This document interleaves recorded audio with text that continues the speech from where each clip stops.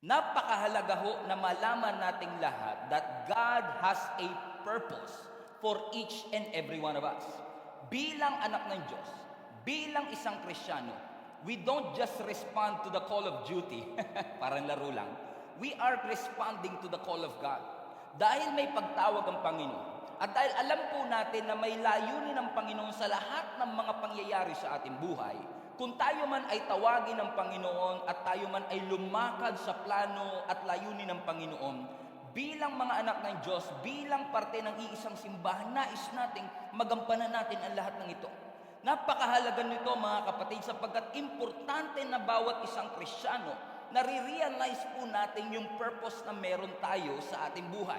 I've been asked many times, Pastor, bakit po ba mahalaga na ang isang Kristiyano alam niya ang kanyang purpose? At paulit-ulit ko pong pinapaalala mga kapatid, napakahalaga ng isang Kristiyano, alam niya ang kanyang purpose para alam mo din kung ano ang hindi mo purpose. And once you realize your purpose, once you realize kung ano ang layunin kung bakit tayo ay nilikha at inalaw ng Panginoon na mag-exist at mamuhay sa mundong ito, you are dangerous to hell. Napakadelikado natin sa impyerno kapag alam natin ang layunin kung bakit tayo inilagay ng Panginoon kung saan man tayo nilagay ng Panginoon ngayon. Ang gusto ni Satanas, labanan natin ang purpose ng Panginoon sa ating buhay. Ang gusto ni Satanas, labanan natin yung pagtawag ng Panginoon sa ating buhay. Pero ang nais naman ng Panginoon, lakaran mo, sundin mo, at tahakin mo ang mga layunin ng Panginoon sa iyong buhay. Kaya nga sinabi po ni Apostle Paul mismo sa Romans chapter 12 verse 2, do not conform to the pattern of this world, but be transformed by the renewing of your mind. Bakit sinabi ito ni Apostle Paul? Kasi ang mundo may pattern. At hindi tayo tinawag para sundin, para gampanan, para tahakin yung pattern ng mundo, kundi meron kang kakaibang layunin. Merong purpose ang Panginoon kung bakit kanya nilikha. May layunin ng Panginoon kung bakit tayo ay buhay pa. Ilagay nyo nga po sa chat yan, may layunin ng Panginoon sa aking buhay. Everybody say, purpose. Amen? Can you please put this in the chat? Purpose, capital letter lahat. Alam niyo mga kapatid, this is interesting, ano? Purpose is a big word. Ang laking salita. Although, yung purpose so mga kapatid ay hindi naman, kukunti lang naman ang letra niyan, at hindi naman siya ganun kahabang salita. But for me, purpose is a big word. Why? Because purpose by definition, ang ibig sabihin noon ng purpose, it is the original intent of the Creator. Kung ano ang original na intention, original na layunin na nag-create sa atin, yun po ang ating purpose. Ibig sabihin, kung ang purpose ko pala ay ang original intent ng Diyos sa aking buhay, I should stop pursuing position, title, riches, or wealth and start pursuing the purposes of God in my life. Ibig sabihin pala, kung ang purpose ko ay ang original intent ng Panginoon sa akin, dapat pala hindi ako position-minded. Dapat pala ako ay laging purpose-minded kasi ang laman ng aking kaisipan at ang tinatakbo ng aking buhay ay ang laging purpose ng Panginoon sa atin. Ibig sabihin, God created us with a purpose and God created us for a purpose. May layunin ng Panginoon kung bakit niya tayo nilikha. Kaya nga po ang sabi ng Proverbs chapter 19 verse 21, there are many plans in the man's heart, but it is the Lord's purpose that will prevail. Lahat tayo may layunin. Lahat tayo may plano sa ating buhay. Pero lagi natin tatandaan, kagustuhan lamang po ng Panginoon ang laging mananaig. Ibig sabihin, may plano ka, may purpose ang Panginoon. At kailangan mo maunawaan, mas importante ang purpose kesa sa iyong plano. Mas powerful ang purpose kesa sa iyong plano. Mas angat ang purpose mo kesa sa iyong mga plano. Alam nyo, marami sa atin, ano? Marami tayong plano sa buhay. Marami tayong pangarap sa ating buhay. Raise an emoji nga po, itaas nyo nga po ang inyong kamay sa chat kung kayo po ay may mga pangarap at may mga plano sa ating buhay. Nako, iba nga dyan, merong 5-year plan, meron tayong 10 years plan. Lahat po tayo, hindi tayo nauubusan ng plano mga kapatid at hindi tayo nauubusan ng pangarap. Pero ang interesting lang naman sa akin, madalas nababagabag tayo kung anong kurso ang ating kukunin. Madalas nababagabag tayo anong karir ba ang aking tatahakin. But the bigger question should be, what is God's purpose in my life? What is God's purpose in our church? And marami sa atin, sumuko na alamin ang purpose ng Panginoon sapagkat meron tayong mga misconception na ang purpose ng Panginoon ay magagampanan ko lang kapag ako'y naging pastor na. Kapag ako ay nagsiserve na sa Panginoon. Kapag ako ay, for example, CEO na ng isang kumpanya. Kapag ako ay CEO na ng sarili kong business. Pero nothing could be further from the truth, mga kapatid, sapagkat ang purpose ng Panginoon sa atin ay hindi lang basta natin makukuha, malalakaran, kapag nakamit na natin yung ating mga pangarap at plano sa buhay. What if I tell you, mga kapatid, na most of the time, God is showing our purpose one piece at a time. What if God is showing our purpose sa ating buhay? Hindi sa end destination. Ibig sabihin, kung ito ang timeline ng aking buhay, ang purpose pala ng Panginoon sa akin ay wala doon. No, kasi marami tayong misconception na ang purpose ng Lord ay laging nasa dulo. But what if God is showing your purpose one piece at a time? What if, mga kapatid, na ang purpose natin ay parang puzzle na ating binubuo in every step of the way? Every timeline, every achievement, every suffering, every pain, ay binibigyan tayo ng Lord ng mga bits and pieces na pwede nating matutunan para tuluyan nating malakaran ang ating buhay. I like to illustrate it this way, mga kapatid, na ang purpose ng Panginoon sa atin ay parang puzzle. At tapansin nyo, kapag mas malaki ang puzzle, mas maraming pieces na kumukumpleto dito sa puzzle na ito. At bilang isang Kristiyano, bilang anak ng Panginoon, we need to start discovering and walking in the purposes of God in our life. Hindi lang natin basta ma-discover, kundi malakaran natin. Ibig sabihin, anuman ang sitwasyon natin ngayon, anuman ang season that we are in, do you believe, mga kapatid, na may purpose na gusto ang Diyos na matutunan mo sa kung saan ka man naroroon ngayon? Ibig sabihin, mga kapatid, ngayon pa lang, anuman ang sitwasyon natin, ikaw man ay nagte-testify, ikaw man ngayon ay nahihirapan, we need to discover and walk in the purposes of God in our life and in our church. Kasi sa totoo lang, mga kapatid, nothing can be built if we don't start building. Wala tayong ma-achieve kung hindi tayo magsisimulang mag-build ng ating faith, ng ating buhay, ng ating career, ng ating destination. Tayo po ay tinawag ng Panginoon to walk by faith and sometimes to build by faith. That we are building our life, building the purposes of God in our life. And katulad ng building, hindi basta-basta buo kagad yung ating tinitignan. Hindi kagad yung bigger picture lang yung ating tinitignan. We admire the bigger picture. Na-admire natin yung blueprint ng isang building. Pero most of the time, mga kapatid, we must build it one at a time. One at a time. Everybody put that in the chat. One at a time. And I'm here, mga kapatid, to unpack and for you to discover, mga kapatid, ano ba yung mga bagay na nagkikip sa atin, humahadlang sa atin, para tayo makalakad sa purposes ng Panginoon. Maybe as a church, maybe as a leader, maybe as a volunteer, or maybe as a father, a mother, or a businessman. What are the things that is keeping you from fulfilling the purposes of God in your life? Number one, mga kapatid, I believe priority is one of the things na pwedeng humadlang sa atin para malakaran natin ang purpose ng Panginoon sa ating buhay. Bakit ko nasabi, mga kapatid? Sapagkat marami sa atin, may mga pangarap na at may mga plano. At madalas, we are so caught up with our dreams. We're so caught up with our plans. Kasi nga, planado na yung buhay mo, no? Planado na yung mga pangarap mo na nakalimutan mo, may purpose ka nga pala. Hindi masamang mangarap, pero yung purpose mo sana ang nagsishape ng iyong priority. Kasi madalas, mga kapatid, dahil yung pangarap mo, ito yung gusto mong ma-achieve, ito yung gusto mong goal, hindi po masama ang yan. Pero madalas, yung mga pangarap natin, yung mga goals natin and dreams natin, ang nagsishape ng ating priorities. Siya ang nagsishape kung ano ang uunahin natin, ano yung isusunod natin, ano yung pangatlo. Instead na dapat ang nagsishape ng ating priority ay yung mismong ating purpose. Kasi kung alam mo yung purpose mo, alam mo kung ano yung uunahin mo. Alam mo kaagad ang priority mo. Bakit, mga kapatid? Put this in the chat. Sequence matters. Yung sequence ng prioritization. Kaya nga nagtataka ako, no? Ginagamit natin priorities. Pero kung talagang priority mo nga yan, number one lang yan, ano? Pero ganun sa buhay eh. If we really want to walk in the purposes of God in our life, we have to be very sure kung ano nga ba ang ating priority. Parang butones ng polo. Kapag mali kaagad yung unang butones mo, sira na kaagad lahat. Ibig sabihin, kung ano yung nauuna, kung ano yung tamang sequence, napakahalaga nito. Because the sequence of your priorities matters.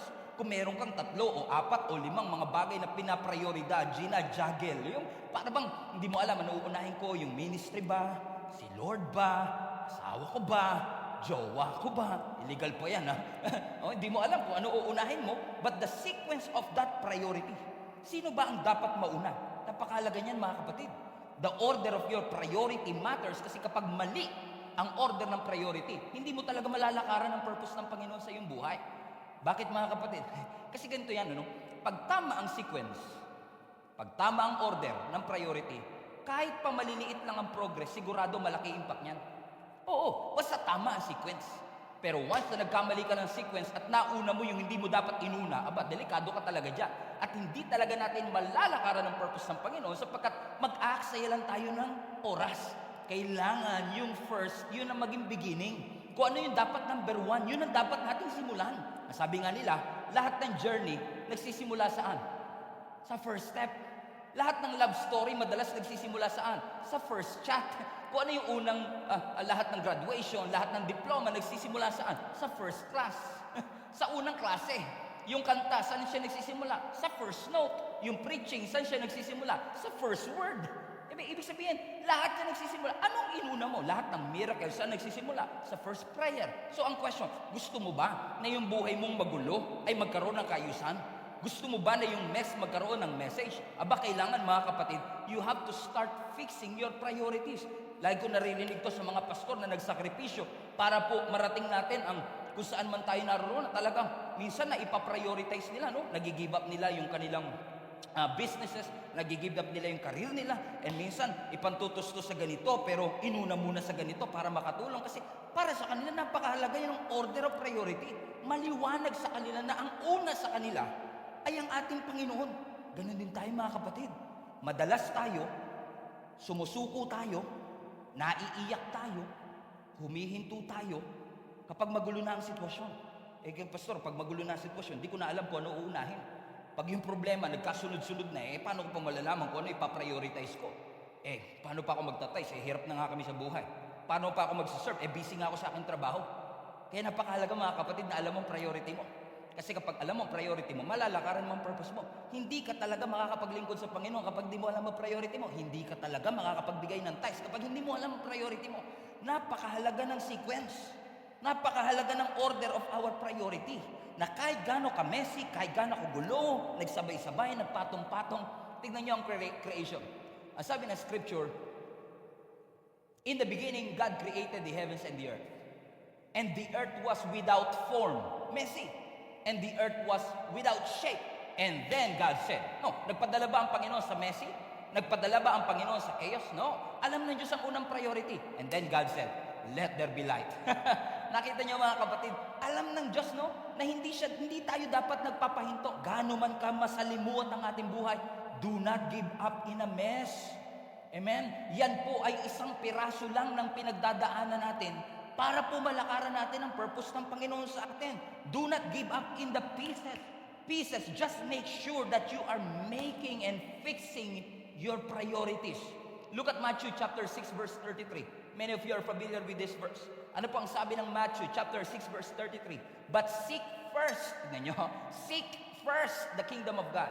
Ano daw ang uunahin? Kingdom of God. Alam nyo mga kapatid, marami sa atin, Pastor, nahihirapan ako sa priorities. Alam niyo, sa totoo lang, dumali na nga yung paglilista natin ng priority. Kasi yung number 1, maliwanag na kagad eh. Yung lalagyan mo na lang, yung number 2, yung number 3, yung number 4, yung number 1 na negotiable na yan eh. Ano ang sabi ng Matthew 6:33? Seek first the kingdom of God and His righteousness, and all these things, lahat ng nasa listahan, will be added unto you. Therefore, do not worry about tomorrow, for tomorrow will worry about its own things. Sufficient na para sa isang araw ang sarili nitong trouble. Ano ang sinasabi ng Panginoon sa atin kapag sinabi niyang seek first the kingdom of God? Na all these things. Ano yung all these things? Yung pagkain, inaalala mo. Lahat yan idadagdag ng Panginoon. Gustong i-emphasize ng Panginoon sa atin mga kapatid na hindi lahat ng bagay sa buhay natin pare-pareho ang value. Correct? Hindi. Kasi kung pare-pareho ang value, wala nang sequence yan. Kung pare-pareho ang value, wala na yung order. Sabi ko nga sa inyo, dumali na ngayon listahan Kasi nga, alam na natin yung number one. Imagine niyo to ha, kung ang Diyos ay hindi Diyos ng order, kung ang Diyos ay hindi Diyos ng sequence. Anong araw nilikha ang tao? Day 6. Anong araw nilikha ang liwanag? Day 1. Let there be light. Imagine niyo, kung create muna ang tao, nauna yung tao na day 6, kesa yung oxygen, kesa yung light. Kasi nga walang order eh. Sabi ni Lord, kasi kung ano na maisipan natin, okay na lang. Pero hindi, alam ng Diyos ang order na hindi tayo mabubuhay kung wala munang inayos ang Panginoon sa day 1, day 2, day 3, day 4, day 5. Nung nakita ng Lord, okay, settled na ang lahat. Then day 6, nakita nyo, may order, may sequence, merong priority. And tayo mga kapatid, kung i-apply natin yun sa ating buhay, kung i-apply mo yan sa purpose ng buhay mo, marami sa atin nangangarap, gusto ko maging milyonaryo. Marami sa atin nangangarap, gusto ko maging pastor. Maganda po yan. Maganda po na tayo nangangarap na magampanan ito, maging successful, magkaroon ng financial freedom. Pero alam niyo po mga kapatid, yung mga bits and pieces na meron ka ngayon, yung decision mong umattend, yung decision mong i-prioritize ang manalangin, yung decision mong i-prioritize ang magsimba, ay nakakatulong po yan para ma-fulfill natin yung purpose natin. Ibig sabihin, yung decision mo ngayon, connected sa purpose mo yan. Yung prioritization mo ngayon, connected sa purpose mo yan. Gusto mong maranasan at malakaran ng purpose ng Panginoon sa iyong buhay, kailangan tama priority. Kailangan yung una, yung talagang mauna. Amen. Maliwanag po ba mga kapatid? Hindi tayo basta bira ng bira, aksyon ng aksyon, no? Decision ng decision. Amen. Natuto na po tayo dyan. Sabi nga ng binabasa kong article, every action has a reaction. Kapag kumilos ka, kapag may ginawa, lagi may kasunod na reaction yan. At ganoon din sa ating buhay, no? Madalas sumusuko tayo dahil nga hindi tamang priority, nagkakaroon ng kaguluhan sa ating buhay, maaaring hindi mo na prioritize ang Panginoon, o maaaring hindi mo na prioritize ang health mo, hindi mo na prioritize ang pamilya mo, nagkaroon ng chaos, sumusuko ka na. Alam niyo, napapansin niyo to mga kapatid, na yung mga desisyon natin, kapag yung desisyon na yun naging isolated, nilabas mo ba? Nakaka-discourage eh. No? Nakaka-discourage, parang, may progress ba, Pastor? Inuna ko naman si Lord ngayon ah. Ba't parang walang progress? Kasi nga in-isolate mo eh. No? Parang akala kasi natin, porkit nag-push up ka, ang epekto kagad ng isang push-up, malaking muscle. Ay, hindi yung ganun mga kapatid eh. Kailangan mo yung consistency. Yung consistency ng ating prioritization, napakahalaga po niyan, sapagkat wala pong instant result. Eh kasi tayo pa naman, pag walang instant result, nadi-discourage yung tayo. Kailangan talaga mga kapatid, we should start somewhere. Pasin nyo to, Pastor, gusto ko malakaran ng purpose ng Panginoon. Sinisikap ko naman kumain ng tama, sinisikap ko naman mag-exercise, sinisikap ko naman gawin na, pero parang walang nangyayari. Nagsorry na ako, Pastor. Sinisikap ko maging mabuting ama, maging mabuting ina. Ginagawa ko lahat para maging mabuti akong boss, pero parang wala, Pastor. Ilang araw mo na ba ginawa? 2 pa lang, Pastor. Kasi sa nakalipas sa 2 dekada, hindi ko na ginawa. Pero nung 2 araw mo pa lang prioritize, sumuko ka na kagad. Kapatid, posible na yung prioritization natin ngayon ay makahadlang para malakaran natin ang ating purpose.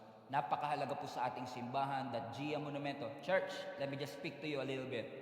Gia Monumento, this year and for the years to come, we should learn to start prioritizing na lakaran ang plano at purpose ng Panginoon sa iyong buhay. Can I get an amen, mga kapatid? Number 2, pangalawang bagay na humahadlang sa atin para malakaran natin ang purpose ng Panginoon. Watch this. This is interesting. Is our potential. Hindi lang priority, but even our potential. Kanina binanggit na natin yung Proverbs 19, balikan lang natin. There are many plans in our hearts, but it's always the Lord's purpose that will prevail. This is very interesting mga kapatid, sapagkat lahat tayo nagpaplano.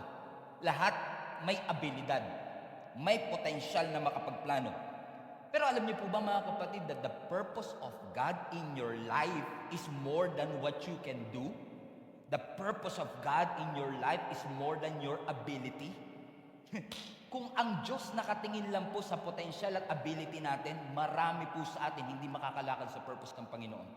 For example, si Abraham sa Genesis chapter 12. Pinangakuan siya ng ating Panginoon na sabi ng Scripture na ang iyong mga descendants ay magiging kasing dami ng buhangin sa dagat. Imagine niyo yun mga kapatid.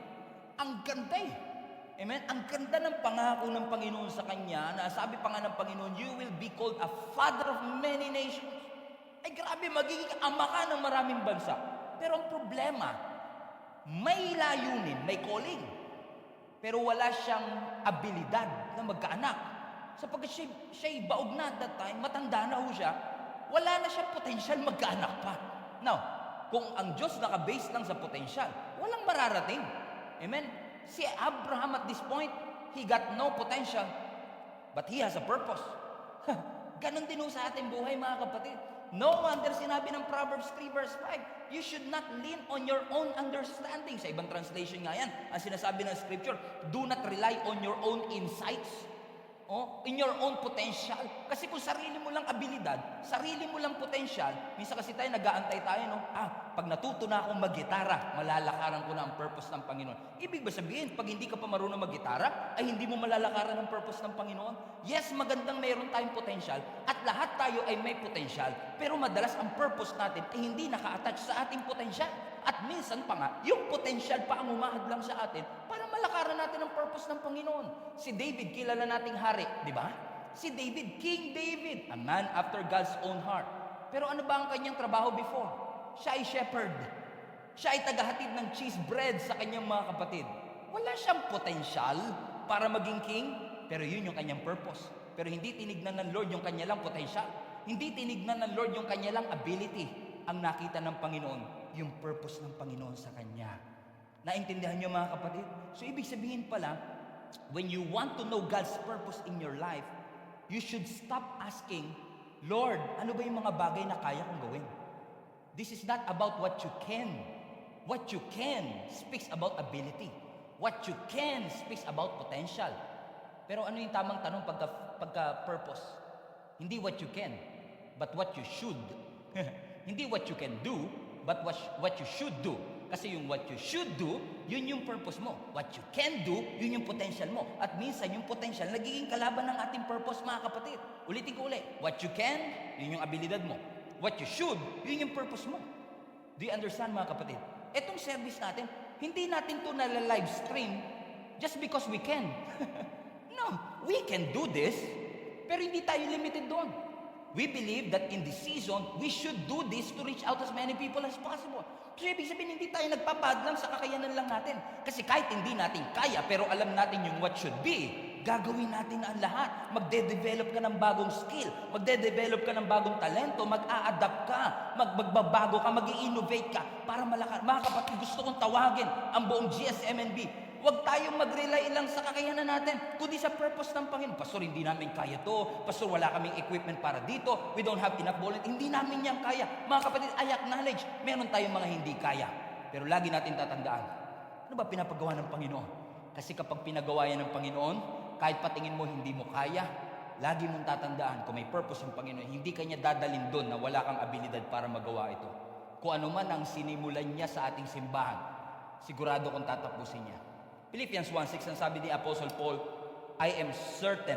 Everybody put this in the chat. Certain. Is this making sense, mga kapatid? Nakakatulong mo ba ang mensahe ito? Sabi ni Apostle Paul, I am certain that God, who began the good work within you, will continue His work until it is finally finished on the day when Christ Jesus returns. So parang sinasabi ni Apostle Paul, you cannot stop what God has started until it's complete. Hindi mo mahihinto yung sinimulan ng Diyos hanggat hindi tapos. Grabe yun, kapatid. Ay, grabe. At ang mas nagpagrabe pa sa verse na ito, sinabi ni Apostle Paul, I am certain.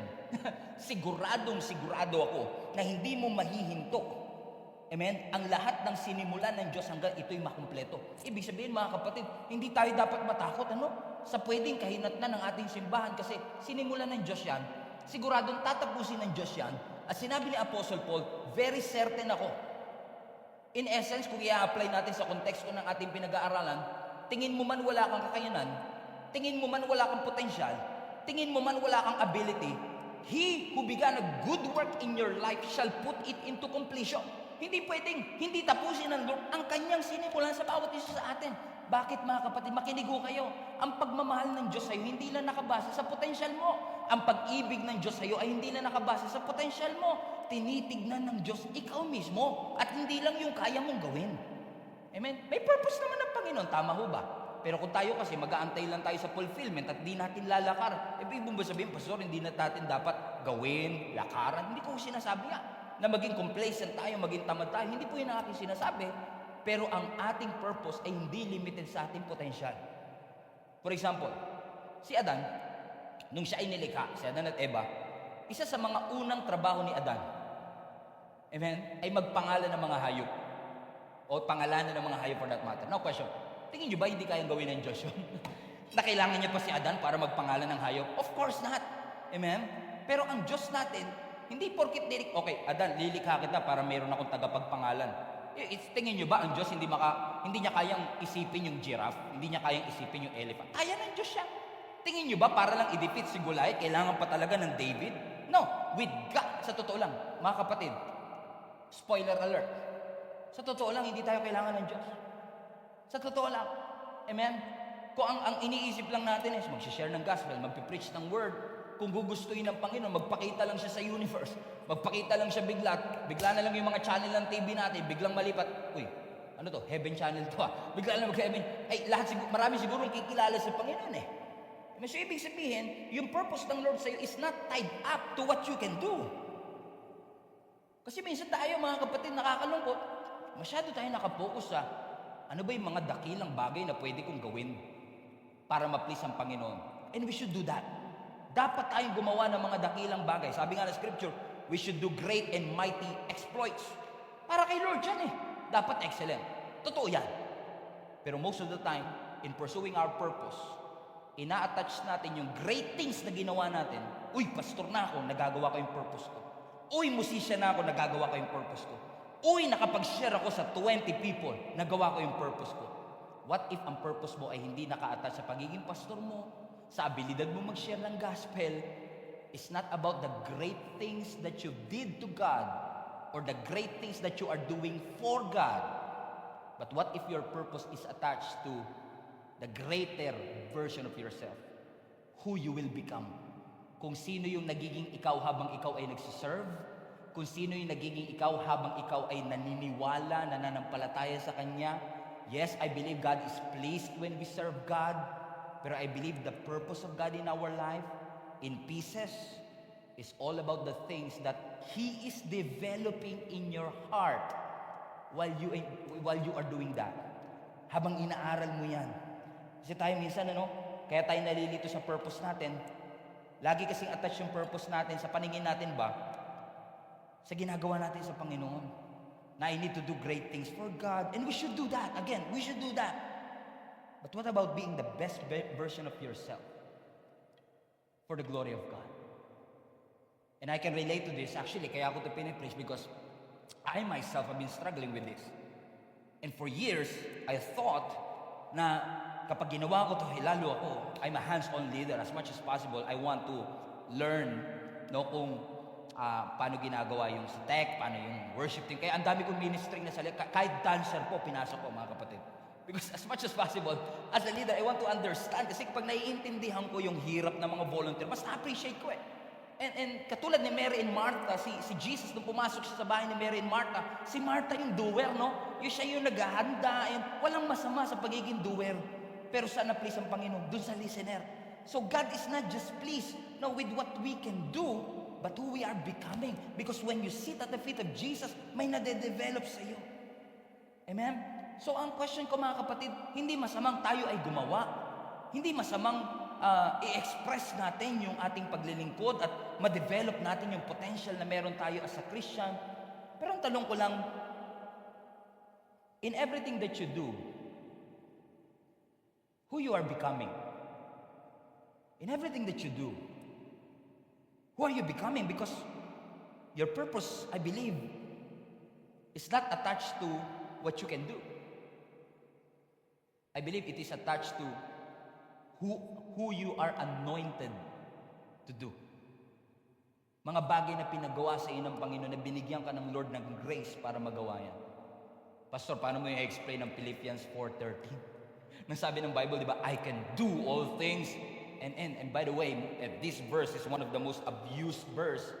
Pero if you look at the Amplified Version, I want to show it to you. I just came across this version in Philippians 4:13 in Amplified version. It's very clear. Very, very, very, very suitable dito sa pinag-aaralan natin. Nasabi ng verse 13, read it, everybody read this. I can do all things, ano yung all things? Which He has called me to do. So i-empower ka ng Panginoon sa mga bagay na tinawag kanyang gawin through Him who strengthens and empowers me. Watch this. To fulfill His purpose. I am self-sufficient in Christ's sufficiency. I am ready for anything and equal to anything through Him who infuses me with inner strength and confident peace. And nothing wrong. Anong ibig sabihin nito mga kapatid? Wala pong masama that we seize the moment. Wala pong masama that we seize the opportunity na i-exercise natin, maging talented tayo, gawin natin ang lahat na pinapagawa ng ating Panginoon. Wala pong masamang mag-serve. Wala pong masama na ibigay ang lahat-lahat sa Panginoon. Wala pong masama that we preach our heart out. We should do that and we should do it with excellence. We should do everything in our power para magawa ang pinapagawa ng ating Panginoon. Pero ang tanong ko, paano kapag nangyari na na-reach mo nga yung potential mo, pero na-miss mo naman yung purpose mo? Yun yung mahirap, kapatid. Na na-reach lang natin, na-develop lang natin yung potential natin, yung skills natin, yung talent natin, pero na-miss natin ang purpose ng ating Panginoon sa ating buhay. When God called you to do something, may assignment siya. Pero kapag purpose, alignment dapat. Gusto ng Lord maging align ka. The purpose of God in your life is not just about the assignments that you have, but the alignment that God has for you in your life. Meaning, mga kapatid, let me illustrate this. Meaning, every decision, every step of the way, everything that God has done in our life, as I've said, mga kapatid, what if sa buhay natin, may mga nilaglag ang Lord ng mga fragments and pieces that God wants us to learn to help us to who we should become. Naalala ko sa buhay ko, I was born 1986. Just do the math ko, ilang taon na ako ngayon. And I started in the ministry year 2000. Noong year 2000, I became a percussionist of the church. I became a musician of the church. At kung ako'y naging musician na, akala ko nagagampanan ko yung purpose ng Panginoon sa aking buhay. Kasi finally, I was able to serve God. Finally, I was able na makatugtog sa gawain ng Panginoon. And then, noong 2004, I became the youth pastor of the church. So I was so happy. May progress ba? Mula doon. Kasi alam niyo mga kapatid, listen to me. Akala ko kasi noon, nung una, magagawa ko ang purpose ko kapag asan ba yung purpose ko? Kapag naging pastor na ba ako? O kapag naging youth pastor ba ako? O kaya nagawa? But listen to me mga kapatid, watch this. Your purpose is not there. Your purpose is not there. Your purpose is not in that destination. Although I agree that we have this, sabihin na natin, fulfillment. Oh Lord, thank you. I've done everything in my power to do this in accordance to your will. Pero while I was a musician in year 2000, I'm doing something for God. And then in year 2004, I become the youth pastor of the church. Year 2013, I become the senior pastor of Jesus is Alive CMNB. Ibig ba sabihin, kung ito ang purpose ko ngayon, kasi ito yung aking ginagawa ngayon, sabi ko nga sa inyo, kung ang purpose mo nakata sa ginagawa mo, at ngayon ay pastor ka na, siguro nung 2000, iniisip ko, uy, pag ako'y naging senior pastor na. Kasi alam ko na kagad noong year 2000, tinawag na ako maging pastor. Siguro dahil lagi naka-gnostic ako noon. Nung Sunday school pa lang ako, tinawag akong pastor. Akala ko noon, pag naging pastor na ako, doon ko mapufulfill ang purpose ko. Kasi parang ang thinking ko, yung purpose ko ay attached sa ginagawa ko. Na kapag ako'y naging youth pastor na, kapag ako'y naging senior pastor na, pero kung dito ko palang malalakaran yung purpose ko, ibig ba sabihin yung mga pinagdaanan ko nung year 2000, nung year 2004, ay walang saysay? No, my friend. Because the purpose of God in your life is not attached to what you do. The purpose of God in your life is attached to who you are becoming. Ibig sabihin, what God is developing in your life, sa aking buhay, what God is developing in my life noong year 2000, yung tinuro niya sa akin, Maaaring tinuruan niya akong maging humble, tinuruan niya akong maging faithful, tinuruan niya akong maging committed. God wants you, watch this, to pick up the pieces of that. And we should never take for granted the lessons that you will learn in the season that you are in. And because I've learned it, I passed the test, if you may, I developed something in my life. Maybe, amen, nakita ng Lord ang faithfulness sa ating buhay. Naging youth pastor ako at the age of 18 years old, 2004, and many of you have witnessed to that. Pero instead na magantay lang ako na magantay, I should look out for the pieces. I should look for something that I can learn. Natutunan ko maging humble. Natutunan ko yung humility. Natutunan ko magpasaka. At nung ako'y naging pastor na, I should look for it. Hindi ako hihinto dito. Na masabi ko, nagagawa ko na yung purpose ko. Nagawa ko na yung purpose ko. Okay na ako. Because the purpose is not where I am. The purpose is how I am becoming. Kasi kung ang lagi ko nasasabihin, kung narito ako ngayon, nandito lang lagi ang purpose ko, ibig sabihin, kapag kailangan ko pa magantay na maging pastor ako para magawa ko yung purpose ko, hindi ko makikita yung mga bits and pieces na mga tinuturo sa akin ng Panginoon along the way. Nakuha ko to noong year 2000, nakuha ko to noong year 2004, nakuha ko to noong 2013. Along the way, I've experienced so many things. And I think the third and last, and I close with this, the last hindrance for us to walk in the purpose of God is in our life. It's not just the priority, not just the potential, but also the pain. Everybody say pain. Narealize ko kasi mga kapatid that the bigger the purpose, the bigger the calling, the harder our life gets. Pahirap na pahirap ang buhay. I've learned through the years, mga kapatid, na may relationship ang pain at ang purpose. Imagine niyo to, no? Si Abraham, talaga pang inantay ng Lord na mag-edad siya ng 100 taon para magkaroon siya ng anak. Sabi ko nga kay Lord minsan, dati pa to nung youth pastor pa ako, si Lord naman, no, ibibigay din pala, pinaabot pa ng 100 years. Pero na-realize ko, mga kapatid, yung 25 years of waiting, may mga pieces na kinuha si Abraham, may mga natutunan siya along the way. Kasi usually, ang purpose mo, watch this, usually our purpose is revealed. Pinapakita, our purpose is revealed in pieces. Akala ko kasi noon, kung ano yung purpose ko, maliwanag ko na kagad siya makikita, but I realize it's in the bits and pieces. So every pain is a piece. Every suffering is a piece. Every condemnation, every heartache, every brokenness, lahat siya. So ibig sabihin, the purpose is in the pain. The purpose is in the loss. The purpose is in the brokenness. And even the purpose is in my accomplishment. At kung hindi ko matututunan yung mga bagay na ito, kung hindi ko i-let go ang lahat ng mga painful experiences na ito at magpapatuloy ako, hindi ko makukuha yung mga, hindi ko matututunan at lahat ng tinuturo sa akin ng ating Panginoon. E na-realize ko, mga kapatid, gaano man kasakit ang ating naranasan, gaano man kasakit ang ating pinagdaanan, isa sa mga bagay na natutunan ko, mga kapatid, ang painful experience, mananatiling painful until you realize the purpose of it. Hanggat hindi mo nakikita yung purpose ng pain, mananatiling masakit at patuloy kang sasaktan ng mga painful experiences na ito. Kasi madalas, mga kapatid, based sa story ni Joseph, based sa story ni David, based sa story ni Moses, and even Jesus Christ, usually, mga kapatid, ang purpose natin ay nakatago sa mga pain, sa mga experiences, sa mga suffering. Look at Joseph. Joseph was hated. They attempted to kill him. His own brothers sold him into slavery. Inakusahan siya ng rape, kinulong siya, kinalimutan siya. But all these things, nakagalitan siya, pinagtangkaan siyang patayin, binenta siya bilang alipin, inakusahan siya ng rape, kinulong siya, all of these things, mga kapatid, are pieces that are attached to His purpose.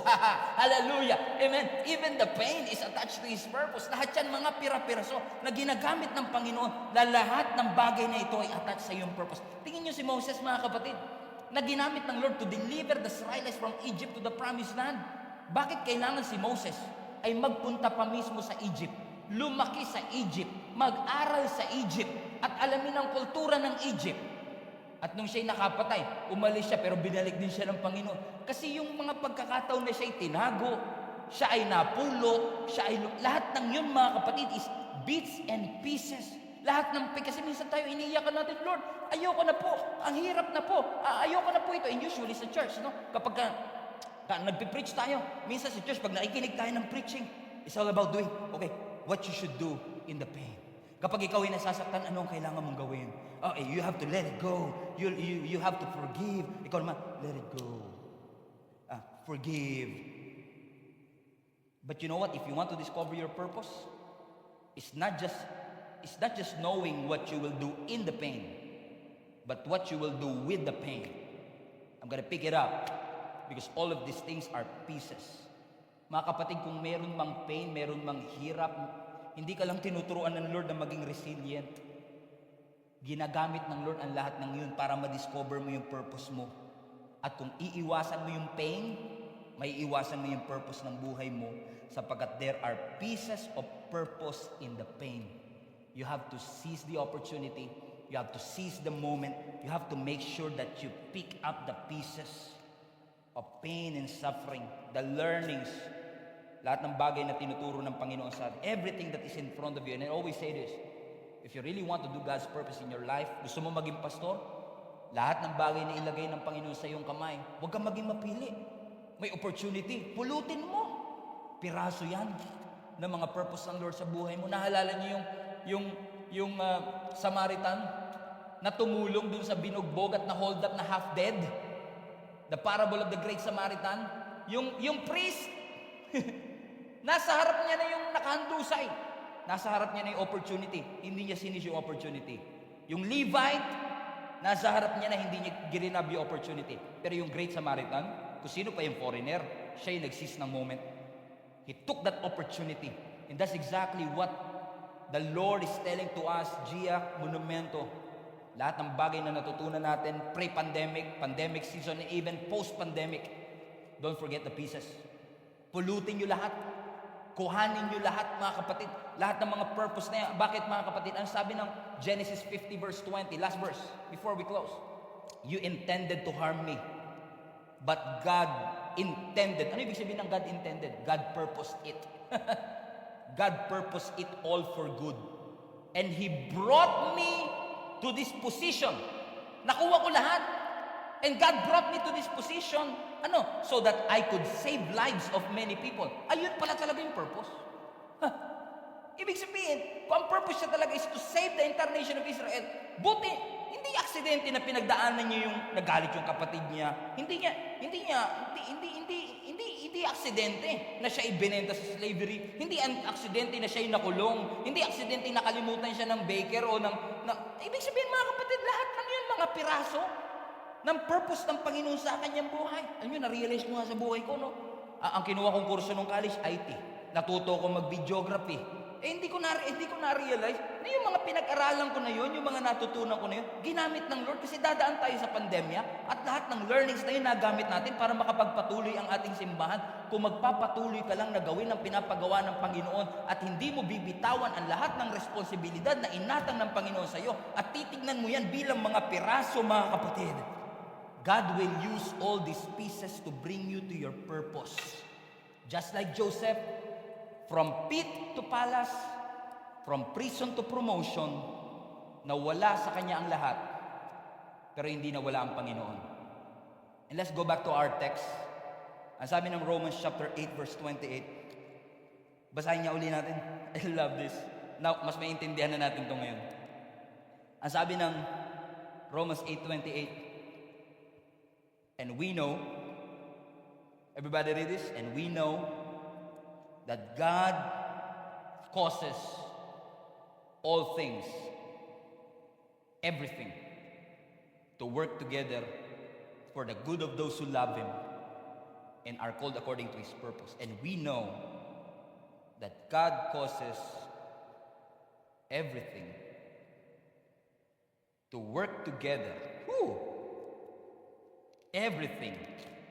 The suffering, the pain, the hardships, the problems, the difficulty, the trouble, the finance. God worked all things together. Yung mga experiences ko pala nung bata pa ako, God causes all these things to work together for the good of those. Whoa! Nahirapan pa ako dito sa last part. Whoa! God causes all things to work together for the good of those who love God. Lahat ng piraso na yun, lahat ng mga bagay na tinuro ng Lord sa puso ko. Ang cheesy, no? Lahat ng bagay na tinuro ng Lord sa puso ko. So, ibig sabihin, ang purpose ko ay wala lang sa destination. Ibig sabihin, nasaan man ako, may tinuro ang Panginoon sa akin, yun yung purpose na yan. Purpose in the pieces. Bawat piraso, may layunin. Bawat experience, merong tinuturo. Bawat mga experiences, merong inihahanda ang Panginoon sa atin. At magugulat ka na lang, hindi mo maintindihan, hindi mo makilala minsan ang sarili mo, hindi mo alam ba't mo yun ginagawa. Pero kapag pinagtagni mo ang lahat ng mga experiences, who you are is a result of these broken pieces na meron palang purpose ang Panginoon para ito'y mabuo sa ating mga buhay. Church, I just want you to realize this. Ang ganda ng layunin ng Diyos sa buhay mo. You just have to realize the purpose in the pieces that God has for you. Let us pray.